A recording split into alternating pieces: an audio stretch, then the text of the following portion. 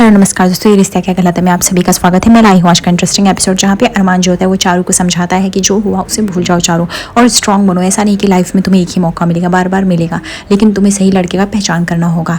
यहाँ पे रोहित भी बोलता है और हम तुम्हारे भाई हैं, तुम्हारी ढाल बन के रक्षा करेंगे चारू, इसके लिए तुम कभी चिंता मत करो। ये सब जो चीज़ें हैं वो लाइफ में आती जाती रही, तुम्हें स्ट्रांग बनना पड़ेगा और तुम्हें वापस से अपने करियर की शुरुआत, उस नीरज के लिए तुम्हें अपने आंसू बहाने की कोई ज़रूरत नहीं है, और हम चारों भाई तुम्हारे प्रोटेक्शन का काम करेंगे। यहाँ पे चारों भाई जो होते हैं वो चारू को हौसला दे रहे होते हैं और उसे समझा रहे थे। चारू ये देख के बहुत ही खुश हो जाती है कि उसके चारों भाई भी साथ में हैं।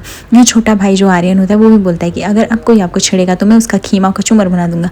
अरमान जो होता है वो मजे लेके बोलता है इसको हमेशा खाने की ही बात करनी रहती है, खीमा और खचूरे की ही। यहाँ पे अभीरा जो होती है वो गेट से बाहर ये सब देख के खुश होती है, भाई बहनों का प्यार। वो सोचती है कि सब कुछ कितना ठीक हो रहा है। तो वहाँ पे काजल आ पहुँचती है और वो अभीरा के सामने अपनी झोली फैला के भीख मांगती है कि तुम कैसी हो बेटा, तुम कितनी अच्छी हो, तुम एक माँ की तुमने इस झोली को भर दिया, मेरे दामन पे आँच लगने से बचा लिया। तुम्हें पता है तुमने चारू की ज़िंदगी बचा के बहुत अच्छा किया। जो स्टैंड मुझे लेना था वो मैंने कभी लिया ही नहीं, और तुमने आके एक ही पल में सब कुछ ठीक कर दिया। मैं तुम्हारा शुक्रिया अदा कैसे करूँ मुझे नहीं समझ में आ रहा है। सब कहते हैं कि बेटी अपनी माँ जैसी होती, लेकिन मैं नहीं कहती कि मेरी बेटी मेरी जैसी है। मैं चाहती हूँ मेरी बेटी तुम्हारी जैसी बनी, तुम्हारी जैसी उसमें ताकत हो और हौसला हो और वो लड़े। और मैं तुमसे माफ़ी मांगती हूँ जो भी मैंने आज तक किया। अभीरा बोलती कि आप बड़े हो, आप मुझसे माफ़ी मत मांगो बुआ सा, ये सब अच्छा नहीं लगता है, और धीरे धीरे सब ठीक हो जाएगा। हालात ही ऐसे होते हैं कि ऐसा होना पड़ता है। भाई बहनें बहुत आपस में गले मिल के खुश हो रहे होते हैं। यहाँ पे काजल अभीरा देख के भी बाहर से खुश होते हैं कि सब ठीक चल रहा है। संजय देखता है कि किस तरह से अभीरा सब कुछ चपेटे में ले रही है। यहाँ पे देखते हैं रूही जो होती बहुत ही डरी सहमी सी रोती हुई अपनी नानू सा की गल लगती है। बोलती बीनानू आपको पता है मैं आपसे बहुत प्यार करती हूँ। मनीष जी कहते हैं कि हाँ तूने सबसे पहले बेटा मुझे कॉल किया, मुझे अच्छा लगा ये जान के कि तूने वो सिर्फ मुझे ही कॉल किया इतने मुश्किल समय में भी। वो बोलती क्योंकि मैं आपसे सबसे ज़्यादा प्यार करती हूँ, आप चाहे करो ना करो आप अभीरस करते हो, मुझे पता है। यहाँ पर मनीष जी उसे समझाती कि देख बेटा इस तरह से मन में मन मुटाव लेगी तो ये सही नहीं है। मैं अब तुझसे भी उतना प्यार करता हूँ इतना अभीरस करता हूँ। तू मेरे दिल है तो अभीरा उसमें धड़कन है, दोनों के बिना ये जीवन नहीं चल सकता है। तुम दोनों मेरी बच्चियाँ हो, आपस में बेटा इतना कलेश लेना अच्छी बात नहीं है। तभी वो डॉक्टर से कंसल्ट कर रहे थे मनीष जी। अभीरा रूही बोलती ये क्या है, बोलती मैं अभीरा के प्रेगनेंसी कॉम्प्लिकेशन जो उससे बात करना चाह रहा हूँ। यहाँ पे अरमान जो जा ही रहा था अभीरा को ढूंढते तभी उसको रास्ते में विद्या मिल जाती है। वो विद्या की तरफ देखता है और उसको लगता है कि विद्या जैसे कुछ तो कहना चाहती है, इसलिए वो सवाल करता है कि माँ आपको कुछ कहना है या कुछ बोलना है तो आप कह सकते हो। विद्या जो थी खामोश हो जाती है और अपना मुँह फेर लेती है और बिना कहे वह वहीं खड़ी रहती है। उसके बाद अरमान जो होता है इस तरह से देखता है उसका रवैया और वहाँ चला जाता है। दूसरी तरफ देखते कि मनीषा जो होती है वो हल्दी वाला दूध लेके आर्यन को देने वाले तो बोलती आज एक दिन में कितना सारा ड्रामा हो गया, शादी टूटी, घर जलने से बचा, अभीरा रूही की दोस्ती हो गई, अच्छा ये ले तो पी ले, और तू वो तेरे पापा सारे बैग क्यों ऐसे बेड पे फेंके हुए हैं। तो आर्यन कहता है कि वो मेरे ड्राइंग के ऐसे सामान इसलिए रखे हुए मम्मा मैं हटा देता हूँ। जैसे मनीषा आते रहता तभी बॉटल्स की आवाज़ आती पापा के बैग से उसके, तो वो फटाक से जाके ले लेता है क्योंकि उसको पता रहता है उसके पापा ड्रिंक करते हैं और अगर ये बात पता चल गई तो मम्मी को खामखा टेंशन हो जाएगा। वो मनीषा से झूठ बोलने लगता है कि इसमें मेरे केमिस्ट्री ड्राइंग प्रैक्टिकल्स के जो है वो सब सामान है इसलिए वो बच रहे हैं, मम्मी मैं ये हटा देता हूँ। मनीषा जो तो इसके बहकावे में आ जाती है, बोलती ठीक है बेटा। यहाँ पे अरमान और अभीरा जो तो बहुत सारे बुक्स जो थे रोहित से ले रहे थे। रोहित जो कि बुक्स लाता है रूही को पढ़ने के लिए प्रेगनेंसी के में। इसमें अरमान बोलते कि ये सारी मैं बुक्स पढ़ूंगा। यहाँ पे अभीरा बोलती नहीं सारी बुक्स मैं पढ़ूंगी क्योंकि मैं तुमसे ज़्यादा स्मार्ट हूँ, टॉपर हूँ, तुम रट्टू तोता हो और मैं समझ के पढ़ती हूँ इसलिए मैं ख़त्म कर सकती हूँ। दोनों में इस तरह से अनदेखी लड़ाई झगड़े होते हैं, बट रोहित कहता है कि आप दोनों हाफ करके पढ़ सकते हो, फिलहाल के लिए जाओ, मैं इससे ज़्यादा लड़ाई झगड़ा नहीं बर्दाश्त करता हूँ। उन लोग को फिर वो भेज देता है।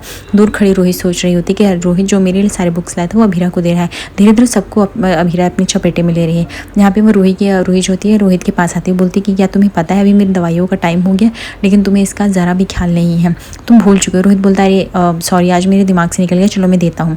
तभी रूही वहाँ पे खड़ी होकर थोड़ी टेंशन लेने लगती है। यहाँ पे दादी साज होती है कॉल पे बात करती है कि कल कुछ बड़ा करने वाली हो। तभी वहाँ पे क्रिश आ जाता है और वो बोलते हैं कि कुछ वसीयतनामा करने वाली हो क्या नानी साहब। बोलती कुछ ऐसा ही समझो, कल का बहुत ही बड़ा दिन है। तो बोलता अच्छा ये ले लो लास्ट डोज तो खा लो अपनी दवा का। वो लास्ट डोज खा लेती हैं। बोलती देखना बेटा कल कावेरी पोद्दार कम बैक करेगी। यहाँ पे अरमान जो था अभीरा को लेके जाता है आंगन में और वो सरप्राइज देने की कोशिश करता है। यहाँ पे अभीरा जो थी बहुत ही सरप्राइज हो जाती है क्योंकि वहाँ बहुत ही कलर और स्पार्कल से लिखा रहता है बीएसपी आने वाला है। अभीरा जो इस मोमेंट को बहुत ही एंजॉय कर रही होती है और बहुत ही खुश होती है कि अरमान जो था इस बच्चे को भी एक्सपेक्ट कर रहा है और उसको साथ में उसको भी एक्सेप्ट कर लिया है। और यहाँ पे देखते हैं कि अभीरा जो होती बोलती मैं भी तुमसे बहुत प्यार करती हूँ अरमान, मैं चाहती हूँ कि हमारा बच्चा पैदा उसके छोटे छोटे मुलायम हाथ हमारे हाथों में हो, हम लोग उससे अरमान बोलता है कि मैं डरता हूँ लेकिन तुम्हारी प्रेगनेंसी के कॉम्प्लिकेशन से अभीरा मैं नहीं चाहता तुमको कुछ हो, तुम्हें कुछ हो जाएगा तो मेरा क्या होगा, लास्ट मोमेंट पे डिसाइड करना हो तुम्हें हो बच्चे को, मैं तुम्हें करूँगा। अभीरा बोलती है कि तुम फालतू में इतना सब कुछ सोच रहे हो। अरमान मम्मा मेरी बोलती है अच्छा सोचोगे तो अच्छा होगा, हम कह रहे हैं ना कि मैं और बेबी सब लोग साथ में रहेंगे और हमारी छोटी सी फैमिली होगी, हम बहुत सारा एंजॉय करेंगे, तो अच्छा सोचो ना, अच्छा होगा। अरमान तुम इस तरह से ऐसा क्यों सोच रहे हो। अरमान बोलता है ठीक है ओके मैं तुम्हारी बात मान लेता हूँ। यहाँ पे जो होते हैं माधव जी बहुत खुश होते हैं, विद्या को मिठाई लाते हैं खिलाने लगते हैं। विद्या बोलते मिठाई की, और बोलते विद्या तुम्हें डबल खुशी मिली, तुम्हारी दोनों बहू भी प्रेग्नेंट हैं तो अब तुम दादी बनने वाली हो। यहाँ पे अरमान जो था थोड़ा सा खामोश हो जाता है। अभीरा बोलते मैं समझ गई तुम माँ की टेंशन ले रहे हो ना। अरमान बोलता मैं थक गया हूँ, माँ नहीं मानने वाली, अभीरा अब हमें भी होप छोड़ देनी चाहिए। और यहाँ पे विद्या जो बोलती है कि दोनों भले बच्चे पैदा करेंगे और मैं दोनों की दादी बनूंगी, लेकिन मुझे पता है मेरा हक सिर्फ रोहित के बच्चे पे रहेगा, अरमान के बच्चे पे कभी नहीं हो पाएगा।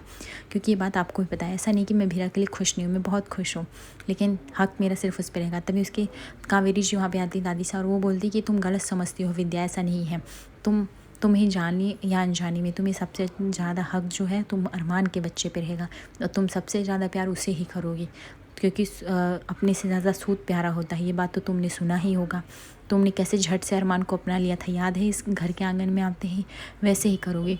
ये बात अभी नहीं, बोलने और करने और कहने में बहुत ही फ़र्क होता है। जो फ्यूचर दिख रहा है मुझे वो तुम नहीं देख पा रहे, तुम्हारी आंखों पे पट्टी बन गई।